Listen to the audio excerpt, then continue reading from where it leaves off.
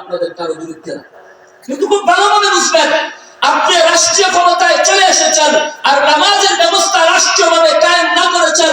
এই গোটা রাষ্ট্রের যে সমস্ত মুসলমানরা বেনামাজি, এরা নামাজ না পড়ার কারণে যে পরিমাণ গুনাহ হবে, আপনাদের প্রত্যেকের নেতার গায়ে সম পরিমাণ গুনাহ আল্লাহ তাআলা হাসরের ময়দানে আপনাদের আমলনামার ভিতরে লিখে দেন। খুব ভালোভাবে বুঝেন। এক নম্বর কাজ কি? নামাজ কায়েম করা। আল্লাযীনা মাক্কান্নাহুম ফিল আরদি ওয়া আকামুস সালাহ। দুই নম্বর কাজ কি? ওয়া আতাউজ যাকাত, যাকাত ব্যবস্থা কায়েম করা।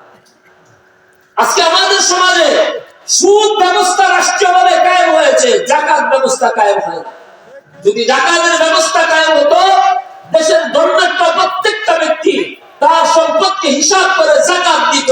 আমি তো আপনাদেরকে চ্যালেঞ্জ করে আগেও বলেছি, এখন তো হাতে নাতে দেখায় দিতে পারবো যে যাকাত ব্যবস্থা যদি মুসলিম রাষ্ট্রপ্রধানগুলা কায়েম করে, এই বাংলাদেশে 5 বছর পরে একজন গরীব আর মিসকিনকে খুঁজে পাওয়া যাবে না।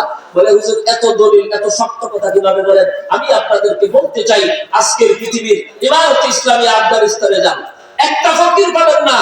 সে দেশে যে পরিমাণ ফকির আর মিসকিন ছিল, মাত্র 3 বছর হয়েছে তালেবানরা আফগানিস্তানের ক্ষমতা দখল করেছে।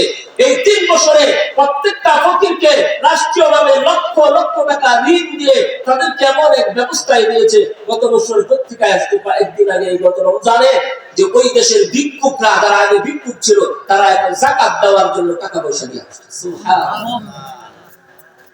যদি আজকে মুসলমানদের যাকাতের ব্যবস্থা কায়েম থাকতো, আমাদের দেশের সুদামরা সুদ খেতে পারত। একটা কথা যেহেতু এশিয়ান দেশে এখানে বলতে হয়, আমাদের দেশের এক শ্রেণীর মুসলমান আছে, তারা মনে করে তারা এটা ভাবে যে যারা এলাকায় গ্রামে গ্রামে সুদে টাকা লাগায় তাদেরকে তারা ঘৃণা করে, কিন্তু ব্যাংক থেকে লোন আনলে সেটাকে ঘৃণা করে, সমিতি থেকে লোন আনলে ঘৃণা করে। এই সুদখোর যে পরিমাণ গুনাহগার, ব্যাংক থেকে যারা সুদে টাকা এনে লেনদেন করতেছেন তারাও সম পরিমাণ গুনাহগার।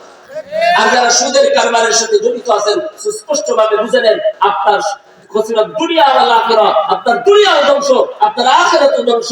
কারণ সমস্ত আমল কবুল হওয়ার জন্য পূর্ব শর্ত হইল হালাল মাল খাইতে।